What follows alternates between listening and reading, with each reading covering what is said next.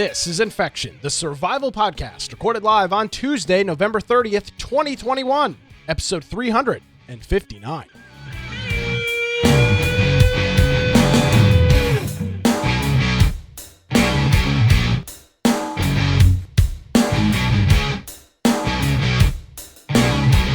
Hello, ladies and gentlemen, boys and girls. Welcome to another edition of Infection, the survival podcast. Infection is your source for the latest information on survival video games.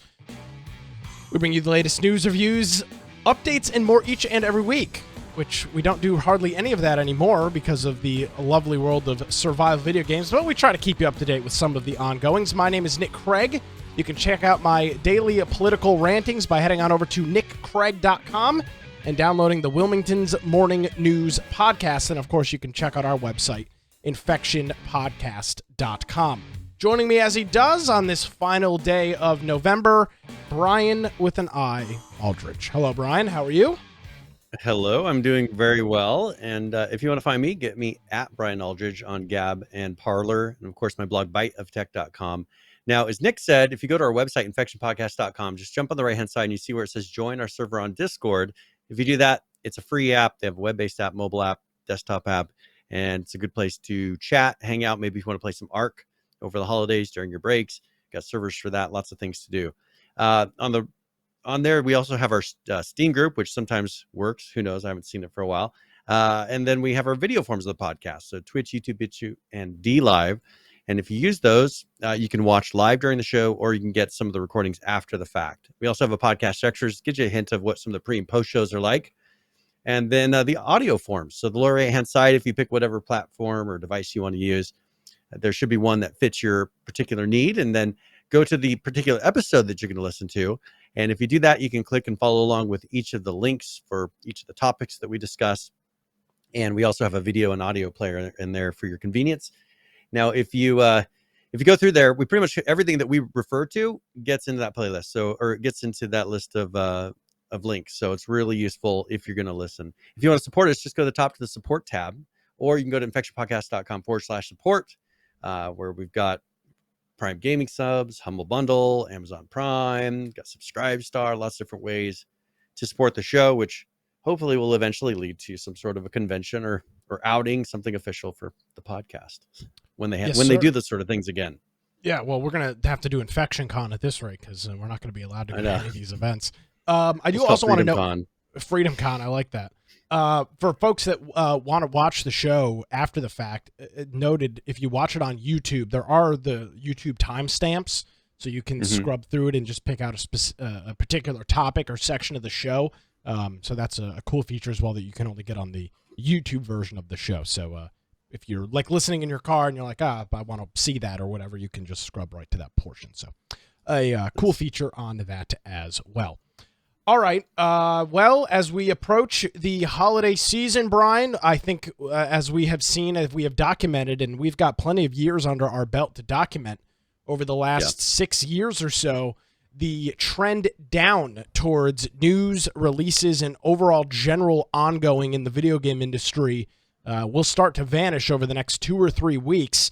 So I think over the next 2 weeks or so, we'll probably get a lot of things pumped in right before Christmas, and then we'll have that lull for about 3 weeks of not a whole lot going on. And it appears, based on our show notes today, Brian, that there is a whole hell of a lot going on. Lots of announcements, trailers, and all of those various things being released. Yes. Well, we've got 2 different kinds of space games, Brian. One is raised a whole bunch of money and has failed to produce hardly anything. And the other hasn't raised any money and seems to have a pretty cool project going. So I guess let's start off with Star Citizen, which we haven't talked about in a hot minute. It was announced earlier this week that they have now raised over $400 million. Wow. And that's over 3,364,629 individuals that have contributed that $402 million. Now, the thing is that this could be the most awesome game ever made at some point with the amount of technology and just the amount of work they're putting into it. Or they could develop it so long that by the time it gets out, it's really not that advanced anymore, which I think might be the actual end result of this. They have a video, I haven't really watched this closely to see how much gameplay versus cutscenes it is, but let's watch this really quick. And this is called Deadly Consequences, and it's for the 3.15 patch.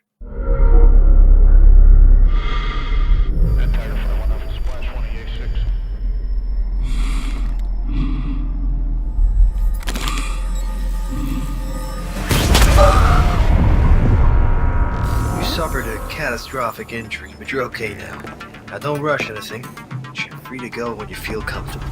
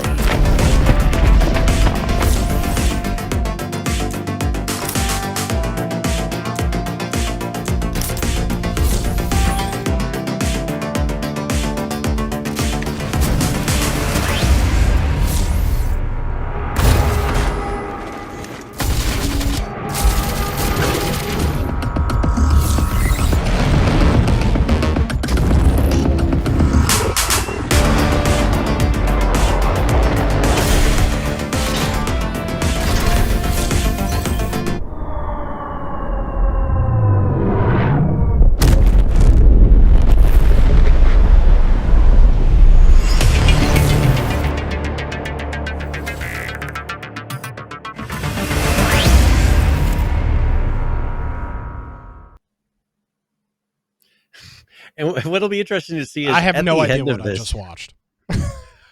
Well, that's the thing is cutscenes versus, you see what I'm saying? Like, what's the cutscenes? What's the gameplay? Nothing, none of that besides the little part where he was scanning the guy's body during the looting section looked like gameplay. And when he hit himself with the stim pack.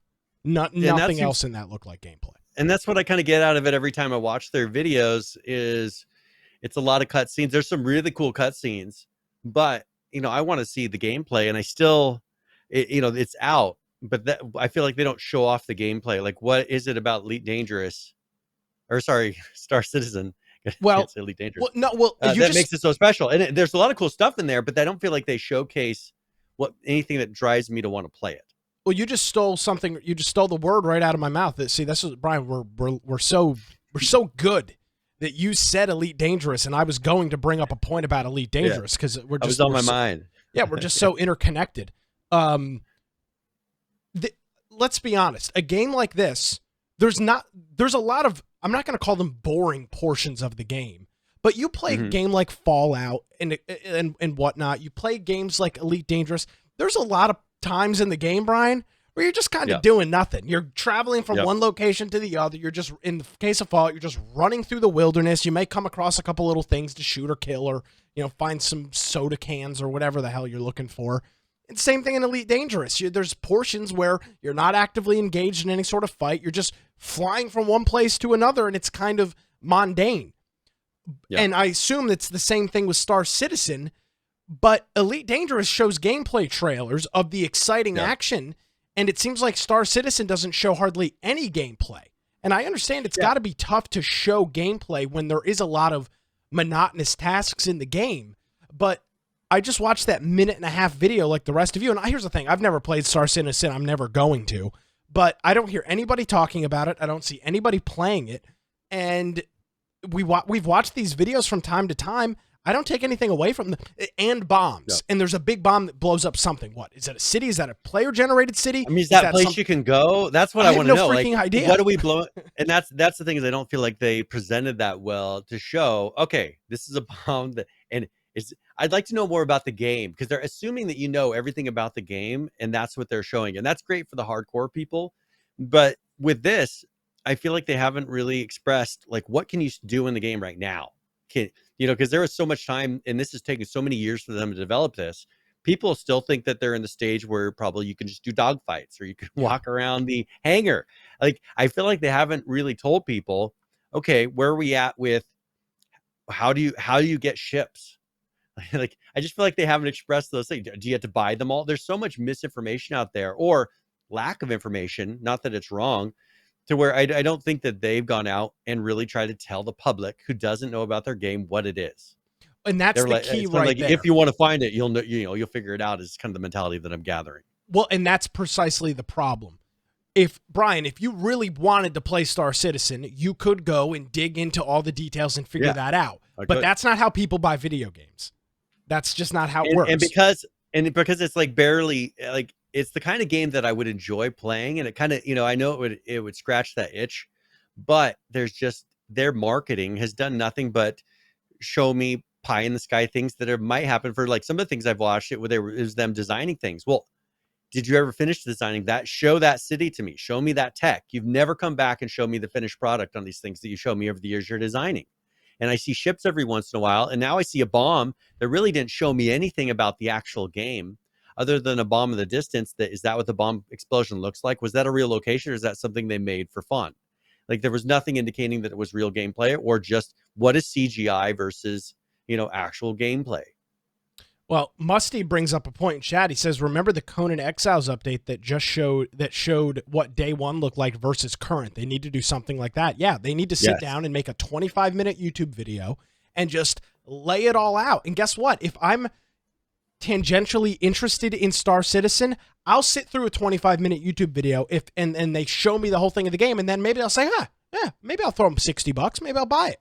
But especially a game like this that's not a story game. They're not going to ruin it by showing you some of the game. They're not going to ruin the story.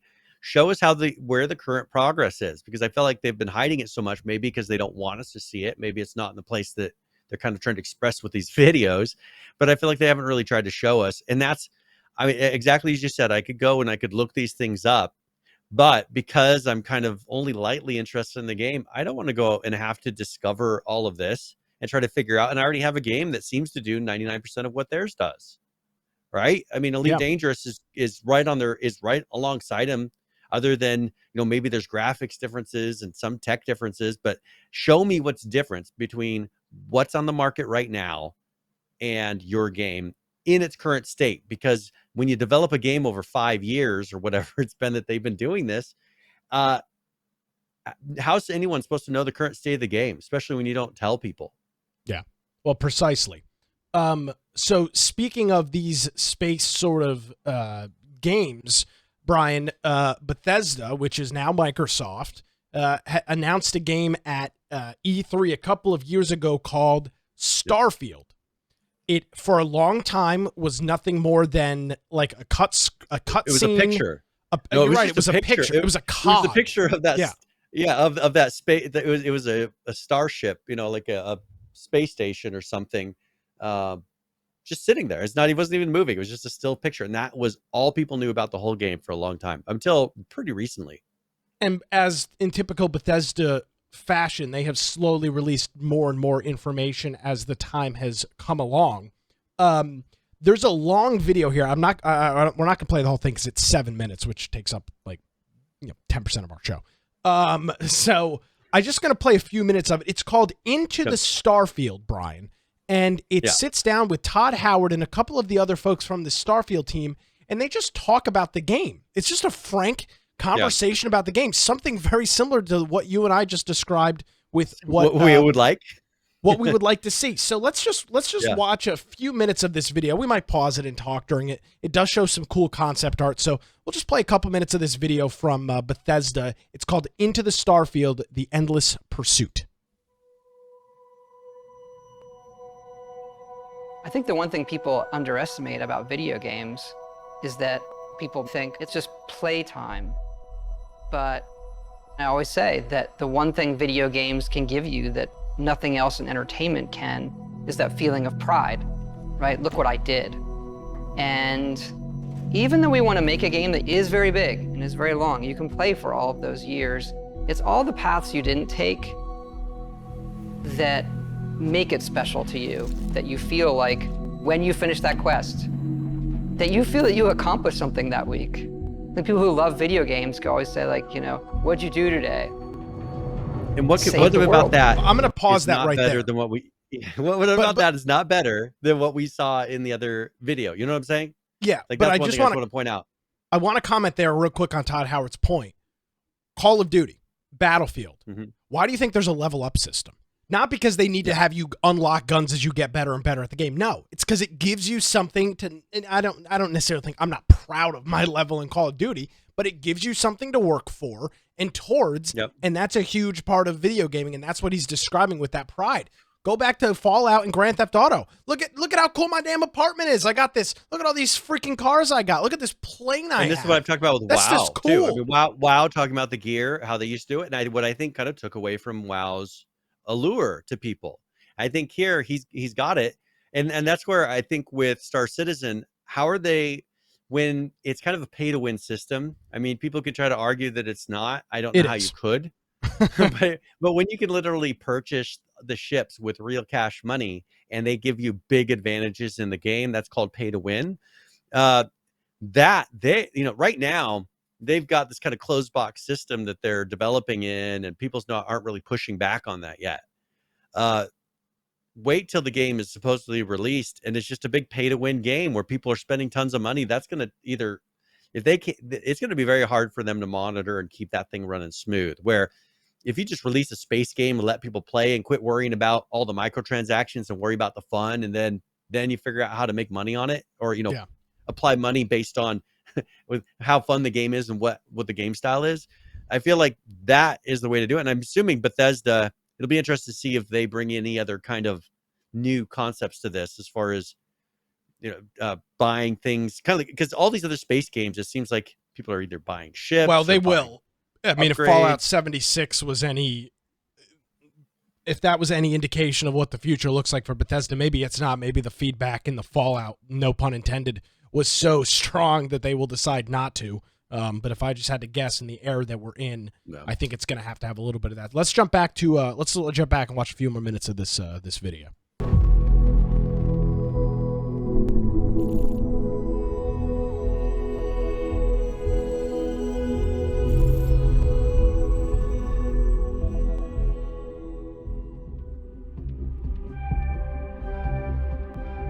We've been incredibly lucky to work with such a tight group of people for so long. Like, we're all friends. It's like a second family in a way. We all sort of know or get what a Bethesda game is. There's definitely this core group who's been working together for decades and knows how to make a BGS game. And then there's this, new generation of game developers who are coming in and working at BGS, who grew up on those games those people made. For some people, those are the games that got them to go into the industry in the first place. And what I love about that is those people come in and they love the worlds too, and they want to stay true to those worlds that they grew up on. And so we're still able to maintain what a BGS game is, but continue to evolve. I think we underestimate how long people are going to play it. You look at Skyrim, we're sitting here 10 years later, and it keeps having this life, and it changes how you want to create something. Yeah, I feel like our games sort of have two lives, right? Like, we create this game and we put everything we can possibly put into it, tell the stories we want to tell, and build this world that's sort of a setup that when we hand it off to the players, they play it, but then they take it and make it their own. They tell their own stories, and then they make their own stories with our tools. I think it's the hallmark of our games that, you play it and my experience is going to be different than yours. I'm going to come in and tell you a funny story about something that happened to me. You may never have seen that because just a confluence of events. And I think that helps with the longevity, and it helps with that feeling of community in a lot of ways. It is a world that you get transported to that you can really make your own. And that's where, for me, the magic is, to do it for 2 decades and close to that for so much of our group. There's a big trust there that we know how we solve certain things together. We were doing Morrowind and looking at what we might do after that and beyond that. And we had a list of what are the other types of worlds we want to go to. And obviously Fallout was at the top of the list, if we could do that, and that, magically, luckily came true for us. And right behind that was, science fiction. Going to space, I think there's a magic in just defying gravity and taking off from a planet. Like, that's It's an extremely difficult human endeavor. Yeah, a lot of our games are about exploration, and that's sort of like, that's the ultimate exploration, is what's out there, what's past Earth, right? So it's incredibly exciting for us to work on something like that. I feel like every time we come to a game, we're starting fresh. We're saying, okay, we just did that one, that's over. How do we make it better in every way? It's got a more realistic, science-based backing to it, whereas Skyrim is sort of an epic fantasy. This is a more grounded game and a grounded setting about exploration. So I think that gives us a different take on how we make everything. So that's sort of the thing you latch onto when we're making new areas, making environments, making characters. The mechanics of the world are entirely different, but there are similarities. And I think those are things we like. Like, we like playing first person. We like having all the coffee cups. We like being able to touch everything. Those moments make the whole thing believable. Being able to watch the sunset and nighttime come and just sit there and watch the world go by seems like it's not gameplay, but it is vital to how you feel through the rest of it. I also think that because it's based in a more realistic atmosphere, is like, you have a lot of people on our team who are super into certain things like robotics or engineering, and they can use this lifetime of knowledge they have gathered and then use it in their work. Everyone comes from these different areas and brings stuff to the game that can make it in, and it all matters. From the rocks to the clutter to what the spacesuits look like. It's based on people's experience and sort of learning about how things work in the world and trying to apply it in a way that's believable for this universe. So Brian, I'm going to let this roll in the background for a couple more minutes. Yep. Just interesting to take away, a couple of things to take away from this is the fact that this is going to be probably a lot more like Elite Dangerous or what's the Kerbal Space Program, where it's seen, and it probably won't be as heavy in terms of Kerbal, in terms of the actual physics of it, but it does seem like, instead of it being, as they mentioned, Skyrim, where it's this fantasy styled, nothing really makes a lot of sense, that they said it's a lot more grounded. That's the word that they used to describe the mechanics of the game. It looks pretty impressive. No Man's Sky is another example, but that's not a grounded space game. That is very much a Skyrim style game, which is fine. But outside of Elite Dangerous, which I'm not even sure how much of Elite Dangerous can compare to this is going to be kind of, is this going to kind of separate? Could this separate itself in this industry, which now has got a whole bunch of games that all kind of fall into this? I mean, personally, I think that this is going to be kind of a transition style of game, because look at what we have. What do we run into with Atlas? They tried to make bigger and bigger servers where everybody could play together, and the transitions between sections was just undoable, right? I think space is perfect, because what happens when you go to land on a planet, which is a new biome, which is we call it server. I think there's a lot of cool things they could do with space to make it feel like a giant world, a giant, huge server, where, they can make it to where, like what they tried to do with Atlas, have it where the landing process of landing on a planet is you loading into a server. Like, they could do all kinds of things with space that they cannot get away as easily with on other type of environments. So I think it's a really good one. Now, I think a lot of them are clamoring for that kind of first position of being the space game. At least Dangerous is kind of there, but still, people don't consider it. It's kind of a niche game. It's a game that we know about.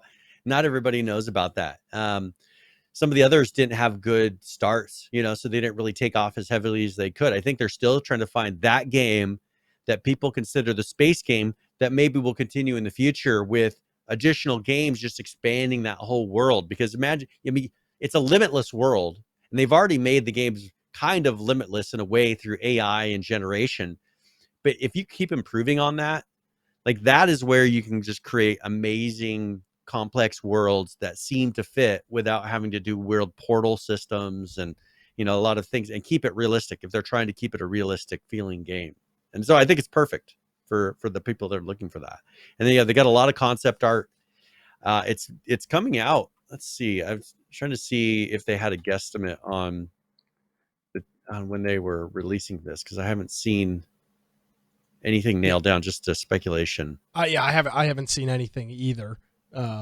So I guess we'll call it soon TM for Starfield. Actually, no, saying November 11th, 2022. So they did set that down.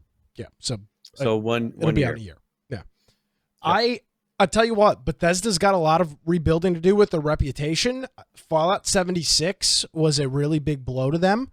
It really, for a lot of people, it didn't ruin Bethesda. That's probably a little bit harsh, but it did bring forward the question: is this company? The shine. It took off the shine, and it brings the question forward: is this company going to be able to adapt and evolve and move into this next era of gaming without having to trash all of their games with all this stupid BS? Starfield. I think this is going to say that. I think this is going to be the answer for that. Well, it's going to have to be, Brian, because if it's not, then I think Microsoft's going to have a whole bunch of crow. They're going to have to eat a whole bunch of crow, because Bethesda, and when I say Bethesda stock, I'm not physically talking about their stock, but stock in Bethesda as a developer is going to plummet if they have one being one of the largest video game IPs in the world in Fallout, and then two, their new IP, which they haven't had a new IP since Skyrim 11 years ago. They've got to come to the table with this. They need a new IP. They need something new. They need something that's going to explode. And if they try to do some of that same nonsense that they did with Fallout 76, I don't think it's going to work. I would guess, and it's obvious, it says about Starfield. Starfield is the first new universe in 25 years from Bethesda Game Studios. The award-winning creators of The Elder Scrolls v. Skyrim and Fallout 4. It does not mention Fallout 76, obviously. And I would hope that they've learned their lesson from that and will kind of go back to basics. So, there you got it. And we will see. And I think that's going to be something that we see over time. And if because they've got to have realized, okay, we can't just do whatever we want. I mean, people played off the bugs of the original Fallout and the goofiness and everything. And, people let it go. You do enough of those in a row, people to quit letting it go, and then people just stop playing your game. So hopefully they can get that figured out before it's too late. There's a difference between quirky bugs in an open world game like Skyrim, Fallout, and GTA versus the game just not working. For example, Cyberpunk 2077 is a great example. The game not only had those quirky bugs of an open world game that are funny and cute, it also had bugs that made the game literally unplayable and kind of a pain and just not an enjoyable experience. Old Fallout games, Fallout 3, Fallout Vegas, Fallout New Vegas, Fallout 3, GTA had those weird, quirky things. Skyrim, the same thing, that were just kind of funny. They weren't game-breaking, and they were just the leftovers of making this massive open-world game and allowing NPCs to kind of do whatever and allow the player to interact with whatever they wanted to. They need to be able to do the same thing with Starfield and not have it be an absolute train wreck of a launch like Fallout 76 and Cyberpunk 2077 was. The last two big attempts at open world games have been fails. Cyberpunk and Fallout 76, both failures. And this uses the same engine as their Fallout 76. So, they're open to all the same problems that they had on that one if they haven't fixed them. I'm assuming they've done a lot with Fallout 76. They have. To get that leveled out, and which means they've been doing a lot of work on the engine in general. And I'm glad that they got Fallout 76 out of the way first to fix a lot of the weird rendering and crazy issues they were having with characters and things in that game, to where hopefully they'll be ironed out by next year. I mean, because this engine has been in production for a while, because Skyrim or Elder Scrolls 5, so Skyrim, that came out on this engine. Fallout 4 and Fallout 76 all were on this engine. So there's quite a bit of history on it. Brian, this next game, I don't know how you came across this, but it looks... Oh, this was shared in our news channel. Yeah. Perfect. Okay. This game is called Propnight, and it is a prop hunt game that is coming out tomorrow. And let's watch the trailer and see what is a prop night and what is this game.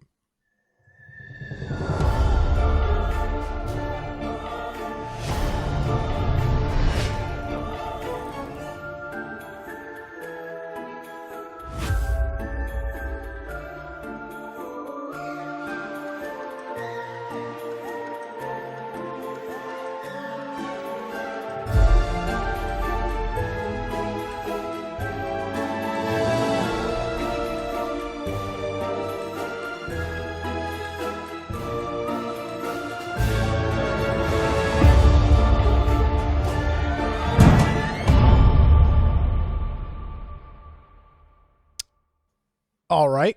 So Well, it looks Brian, yeah, but there was no guns in there. That's one thing I wanted to mention for people that know Propnight. I didn't see a single gun or weapon being used for actually moving around and doing anything in the game.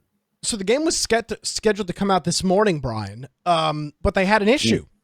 They actually got hit with ransomware that damaged their development servers.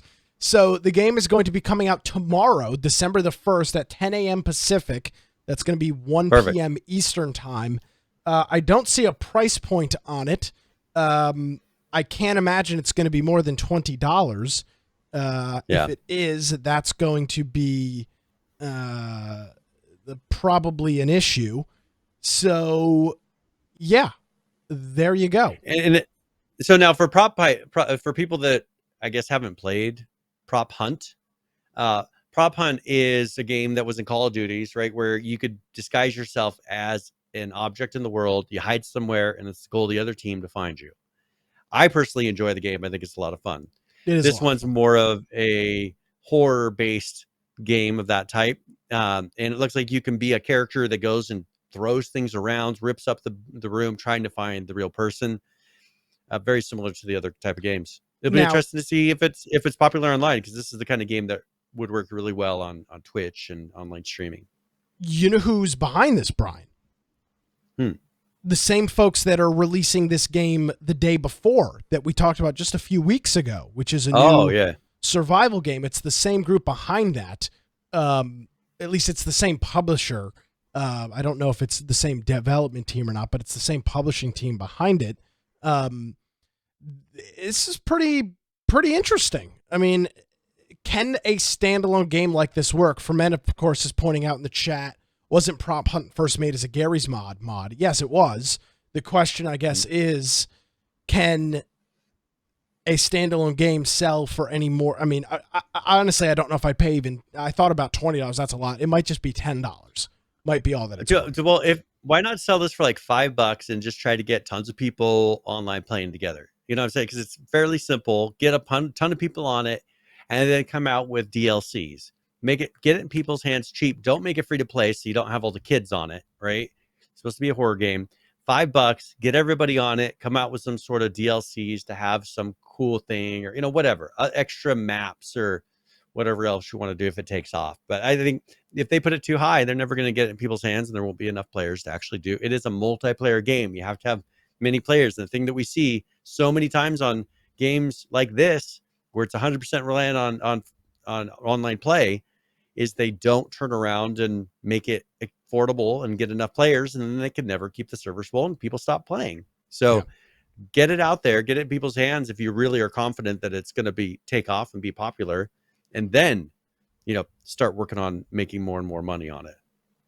Here's a little flash from the past for you, Brian. A game that we pretty much talked about from its inception till its, I wouldn't call it a decline, but from its prominence in people playing it to kind of now where it's kind of an older game, The Forest. Yeah. Well, we announced a few months ago, they announced a few months ago, we brought it to you here on the show, that they were releasing a second game called Sons of the Forest, and it appears that we now have we had a release date, but that might be changing. Yeah? Yeah. Well, so this was supposed to be out this year, and what they said now is they need more time, so it will be early to mid 2022. So that could be, early to mid, we've seen that before. That means the last quarter. Summer. It's usually what that means. Yeah, it'll mean like August or September. So looking at a couple of the pictures here, it does seem to have a very similar art style and concept to the original Forest game. I don't remember exactly what they said when they launched it. It's not a sequel, I don't think, and it's not The Forest 2, but it's in the same sort of universe from what I remember. It's been quite some. Actually, they just put out a trailer. Do you want to sorry, there's the last minute. They released it just recently, and this is the exclusive release date trailer, probably when they just released, to announce that they are delaying the release date. We'll see if they mention the delay in this. All right, let's take a look.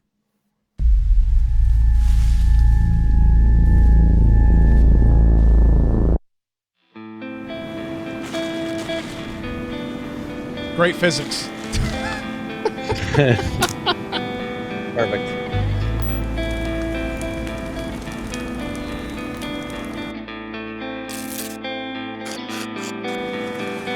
Oh no! Oh, don't do it. No! The turtles. Think about the turtles. I don't care about this guy.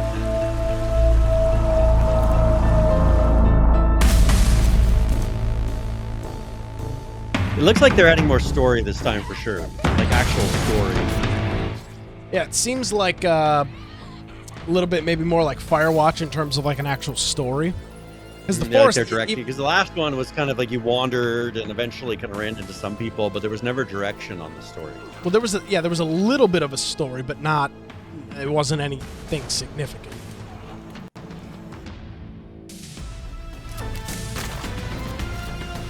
I don't believe there were guns in the last one. Am I incorrect on that? I don't think there were guns. You could make they had bow and bows. arrows and stuff, yeah. Spears. They did have base building in the last one.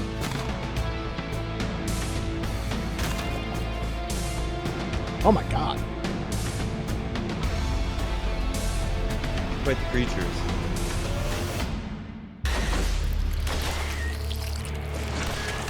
Get down, son!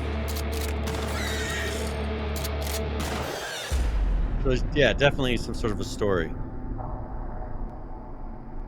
Well, damn. They say May 20th, 2022. Okay. According to we'll this. see. Hopefully May 20th, 2022. Hopefully they reach that. Yeah. Well, and that's the thing. What I was reading before, and that was something I found this video a little bit lower in their discussion, but they were saying they would come out with a video, and so that is their official what they're aiming for now, May 20th, 2022, and it looks like it'll be a lot of fun. The thing we ran into was doing the multiplayer on this game did not work very well, especially with the base building. So hopefully now, if they're going to do multiplayer, they do it right, and it runs a little more smoothly because we couldn't run over like 5 people on it. Yeah, it was pretty. And the person that had to be logged in. It was a lot of stuff. Yeah, it was pretty rough there for a while. So Brian, I think we're not out of time yet, but I think that's about the stuff that I definitely wanted to cover. So we've got a whole bunch of other news. Is there anywhere in particular you'd like to go? Yeah, actually. So let's go ahead and jump first to let's cover some things that we just need to quickly get over. So Unity, they did do they actually purchased a company called Weta Digital. And this is they have artist tools. So this is going to be a lot of video effects and things like that used in movies. There's a video for that, but I'll put it in the show notes and then people can check that out if they would like. But a lot of the video effects used in movies like Avatar, Black Widow, Game of Thrones, Lord of the Rings. I mean, it's a major AAA, I guess, movie theater, whatever you want to call them, a tool. So that's now owned by Unity. Another thing we have here is Valve. There was an antitrust suit that was filed against them, and it was recently dismissed. And who filed it? I was looking to Wolfire Games filed it in April, claiming that Steam suppresses competition and charges excessive fees. And so, and they're the ones who created that Overgrowth game. Remember the rabbits? Oh yeah, had big rabbits. That one. So they had started one, but it got tossed out, and so I guess that's not going to be moving forward. But that was kind of the same. Them saying there wasn't anywhere else they could really sell this on the market. You know, they're pretty much Steam was the only play, which I don't know is really their fault. But that's not true. There are other competition. People are choosing to use Steam a lot. Yeah, but it's here's not the the thing. only stores. No, it's not at all. There's a whole bunch of third-party marketplaces. I'm not even talking about launchers like Battle. Which I know you can't get your game on Battle.net, but even outside of Epic, you can put your game on some of these sites like Green Man Gaming and all these other platforms. I bought games directly from that. Now you do need to have some sort of launcher, but you could build your own standalone. I mean, you could. Yeah. You don't necessarily want to, but if you don't have a game that's got multiplayer and you just want to release something simple. You can just release it as a standalone thing that just runs as an executable and doesn't need Steam. That's ridiculous. Well, and and that's the thing is you could, if this is the easiest method, but it's not the only method. And, you can get mad about that. I mean, if you're going to get mad, you got to come up with the right argument. And now they've tossed this without prejudice, which means that they have 30 days they can amend the complaint and then refile it, because they're saying that there was they did not articulate sufficient facts to plausibly allege an antitrust injury based on that market. So if they can come up with more information, which we'll see, they can, but that may just be kind of dropping off. And I think he was probably kind of jumping because this guy's very much an open source advocate and all this.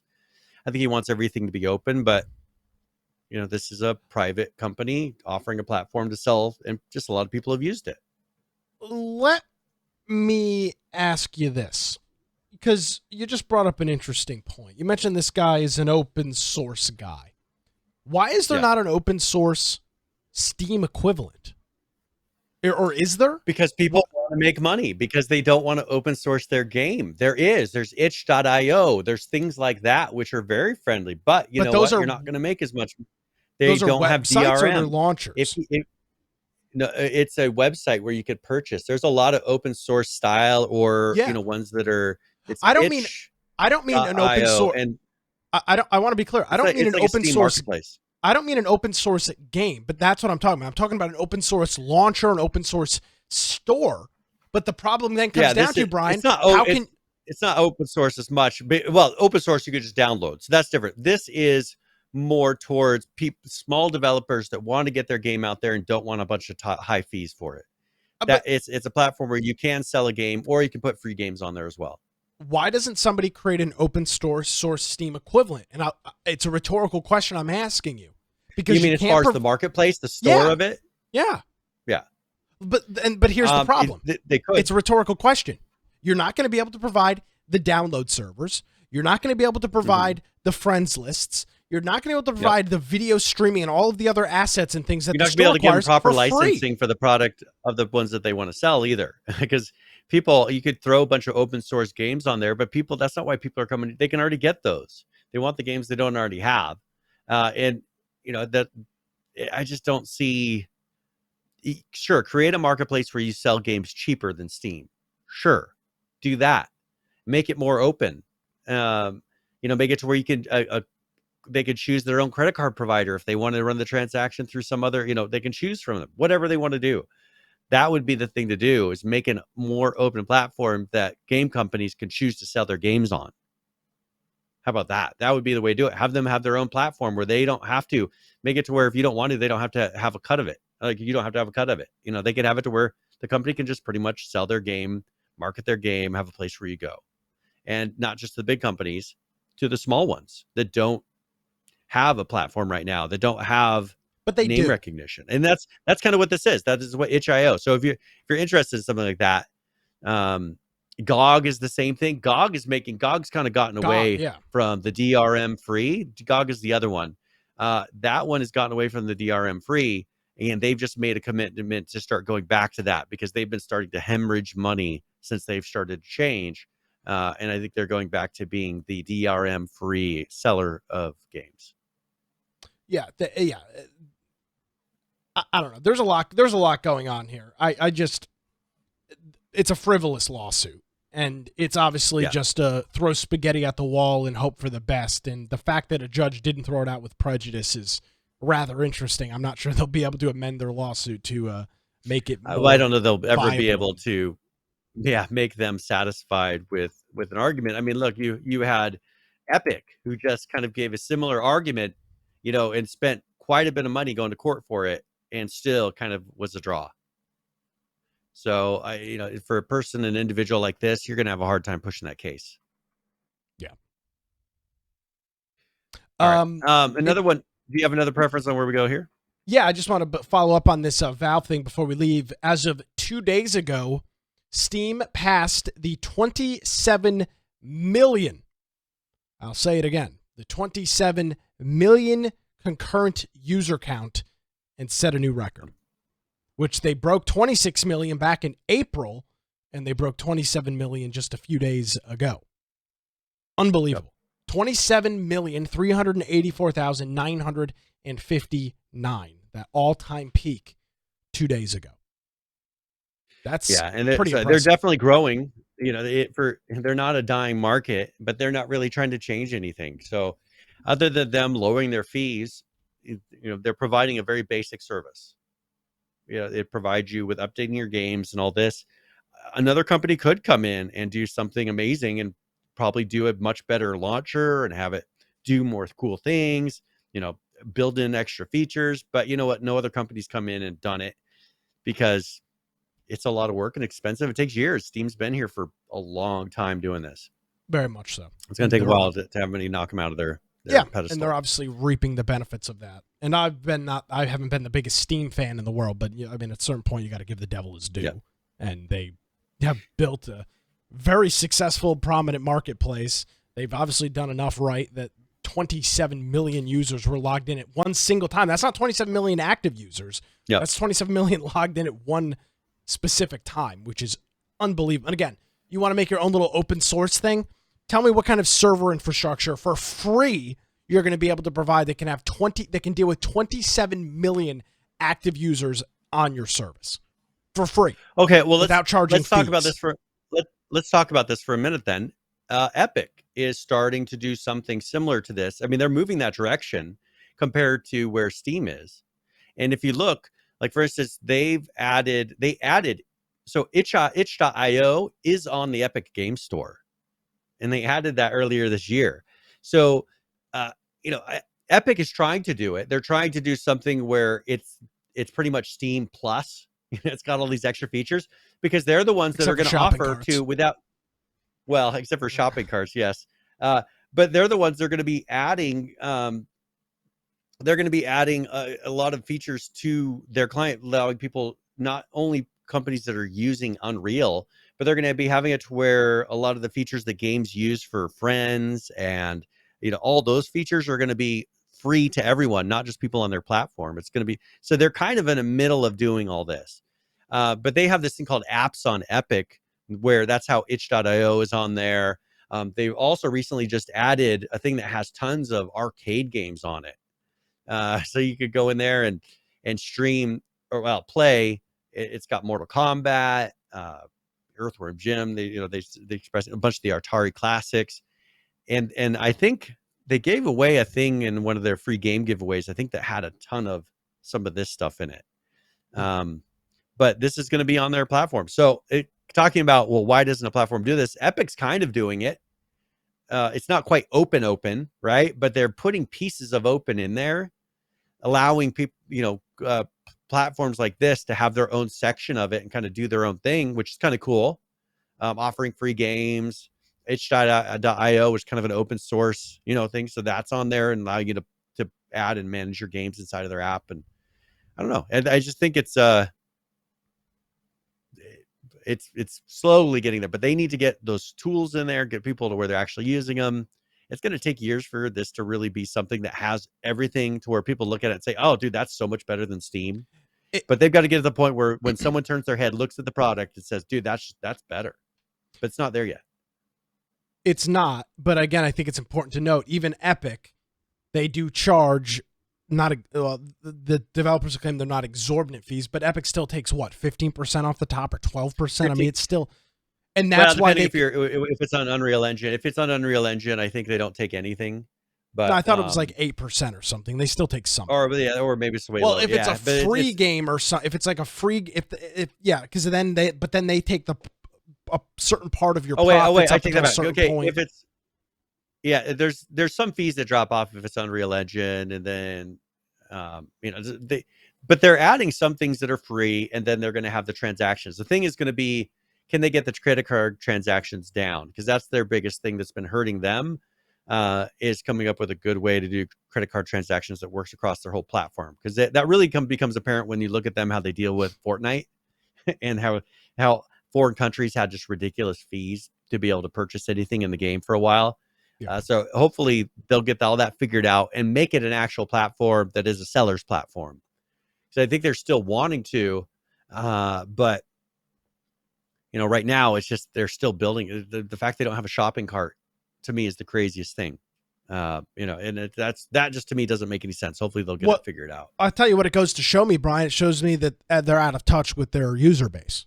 Because let's be clear, a shopping cart is not the biggest deal in the world, but it's not a complicated task. And it just shows that they're so, and maybe this is an issue, and I think you could say, like or hate the guy, Tim Sweeney, you might be able to say, Brian, that he's dealing with a situation where he can't see the forest through the trees, and they're so focused on these big things that they're just not even paying attention. There's, we don't need to worry about shopping cart. We don't need to worry about this. We don't need to worry about that. And again, how many times have you put more than one Steam game and bought it at the same time? My answer, and I own hundreds of games on Steam, the answer is never. Because you're not bundling games. The games are expensive. I mean, you're just dropping $60 titles into your cart. Probably not. I don't think I've never bought more than one game at a time. But it's the point. It's the thing that this is something that is used especially like on a holiday sale where you have Black Friday and all these things where people would most likely be purchasing multiple games if you have good deals at the same time. And it's sad that they have to do 4 different credit card transactions to purchase 4 games on your platform. And again, I think that goes to show either A, there's something we don't know about it and it's incredibly complicated, which I refuse to believe. B, they are just out of touch with what people want and they just don't care. Or excuse me, they're just out of touch with it. And then C, they just don't care. And I'm tending to lean towards C. This has been an issue that people have brought forward. It's been talked about and talked about and talked about. They could probably implement it tomorrow. It just seems that they don't care. And that doesn't give me a good feeling going forward about this platform. If you can't, the community is clearly asking for something that frankly nobody uses anyway, but it's a simple task. Just add a freaking shopping cart. It's simple. Just make a shopping cart. But if you they have a shopping cart, and the funny thing is, in the Unreal Engine marketplace, they have a shopping cart there.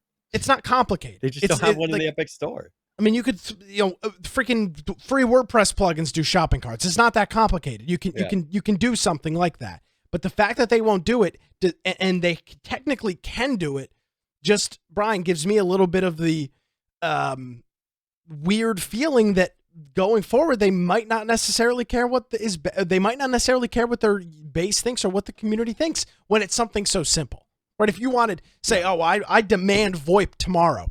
VoIP is very complicated. I'll give you time to develop VoIP. But if you can't add the simple stuff that, frankly, again, that nobody uses in the first place, I don't know. It just gives me an odd feeling. That's all. And that's why I'm not a whole 100% all on board that's going to be the end all be all. I think we're still figuring out what's a healthy alternative to Steam. Because a lot of it comes down to how many times are you going to purchase games? It's the marketplace is not something you just test on, because that's pretty much throwing money away when you walk away from it. You're not getting that game because you can't take a game with you. So I think that's kind of the hard part about this.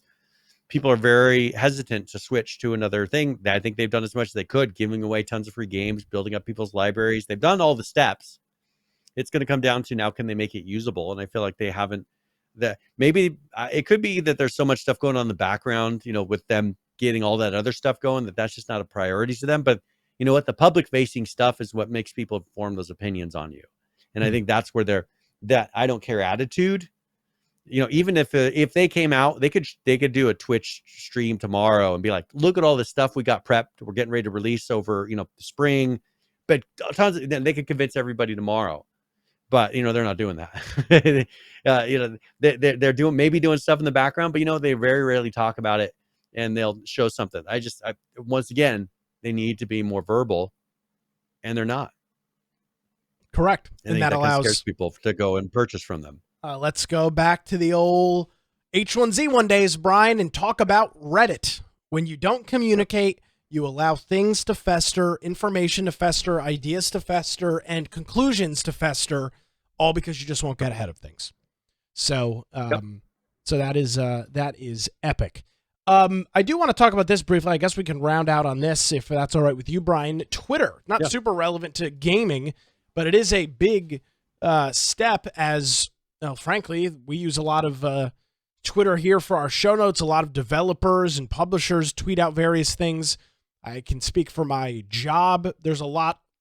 I pull a lot from Twitter, from politicians, from news organizations. Their CEO is stepping down. Jack Dorsey. Jack Dorsey. Yeah, for some reason I just drew a blank on his name. He's stepping down, and their chief technical officer is going to be taking over, as that company is under some pretty heavy scrutiny for some of the things that they've been doing as of late. Big censorship and actions. They this just broke like while we were doing the show, Brian. Twitter's just announced some crazy ass new policy. I'm trying to find it. They've just released a new policy in which Twitter will not delete pictures that somebody posts that they do not have consent to post. Twitter just announced this new policy. You're saying they will? They're going to delete ones that people not delete them. Oh. That's their new policy. Is that they will not be deleting these things going forward. It says, I thought they beginning today. Excuse me. No, you were correct. Okay. Sorry, you were right. It says beginning today, we will not allow the sharing of private media, such as images or videos of private individuals without their consent. Publishing people's private info is also prohibited under this policy, as it is threatening to others. Well, of course, posting private information is, but you're telling me if I take the picture of, for example, I put out a tweet today of the Board of Commissioners meeting I was at. Was I supposed to go around to everybody and ask them for their permission? You can no longer post those on there and abide by their rules. They're going to destroy their whole platform. I mean, half of what Twitter is people's videos and pictures of crazy shit happening around the world. They're trying to put a Band-Aid on little problems where, there was people. It doesn't make any sense. They're not going to be able to police it. How are they going to prevent anyone from posting a picture that doesn't have a single person? They're going to have to cut out posting pictures. And do you think that that's what they want? Do you think? I mean, how many people use it for tweets other than posting long tweets? And a picture of a bunch of text, maybe showing a picture of like a logo, or like people don't really use it for sharing images as much anymore. I think in the beginning there's a lot more pictures of things where people were posting and treating it like that, but I think it's gone down to a text and informational sharing, less pictures, and maybe that's what they want. I mean, they're having to store all these things. Maybe they want to get it to where they're just pretty much getting it down to the minimum. Text is much easier to work with. You kind of get people to quit using pictures. Yeah, well, I think maybe long term, because I don't see how they're going to be able to enforce this. Eventually, the only way to do it is just say, let's not pay. Put a header picture on here. Check all these boxes. Claim, confirming that you haven't, you have permission. How about you just? It's just. How about you just get rid of media share? Just get rid of media completely, and then the platform will just fall. That's what I'm saying. They need it.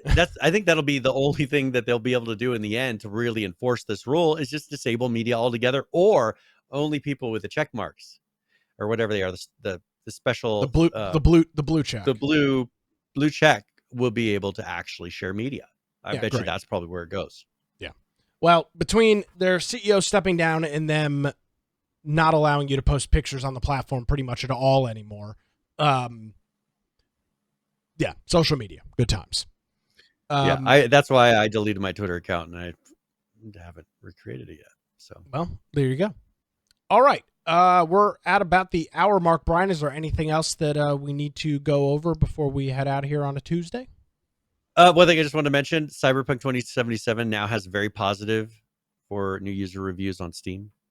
Okay, just for new user, though? What does it look like overall? Well, for the new ones, the overall rating is mostly positive. For new users, it's very positive. Wait, which one's better? Very positive. Very positive. So the new users is better than the overall. Gotcha. Okay. So yeah. It's so looking trending up. Yeah, it is. Looking at the all reviews, there's about 412,000 of them, and 76% of them are positive. So maybe they've fixed a lot of bugs. They've probably done a lot of sales with the recent, it's on sale right now. The game's $30. Yeah. So you have a bunch of fresh people coming in for the fresh experience, actually trying the game and seeing where it's at today, not judging it based on how it's improved over, a year time. True. So all right. Be interested to see what this really ends up being. Yes, sir. Very good. All right. Well, if you want to find me at Brian Aldridge on Gab and Parler or my blog, biteoftech.com. Of course, you can go to our website, infectionpodcast.com. If you go to the right-hand side, you can join our server on Discord. If you do that, it's totally free. They have a mobile app, web-based app, desktop app, lots of cool things you can use. And it's where if you want to play some Ark or during the holiday, jump in. There's a lot of people playing that. We have 8 or 9 servers or something on that for that. We also have a news channel. If there's a topic that we're not covering that you think we should be covering, jump into our Discord, put a link to it in the news channel, and we'll review that before the live show. If you want to watch the live show, you can do that through Twitch, YouTube, BitChute, and DLive. We also have some of those recordings after the fact. We have a pre and post shows on the extras channel of YouTube. And then we have audio forms on the lower right-hand side. So whatever, if you want to listen on a mobile device, a desktop app, there's a lot of different ways to do that. And that is totally free. And then if you are listening, make sure that you follow along on the show notes, click on the particular episode that we're going to be listening to, and you can click each link as we discuss them, and it makes it a lot easier to get a lot more information out of the show. If you want to support us, you can do that through the support tab up top, or you can go to infectionpodcast.com/support, where we got Prime Gaming subs, Humble Bundle, Amazon Prime, or Prime. We got just lots of stuff, Subscribe Star. There are different ways that you can support, and that's all been adding up and collecting, and eventually we'll go use it somewhere for fun. Yes, we absolutely will. Infectionpodcast.com/support. Brian, as always, thank you very much, and we will see you next Tuesday. I just want to look at our calendar real quick.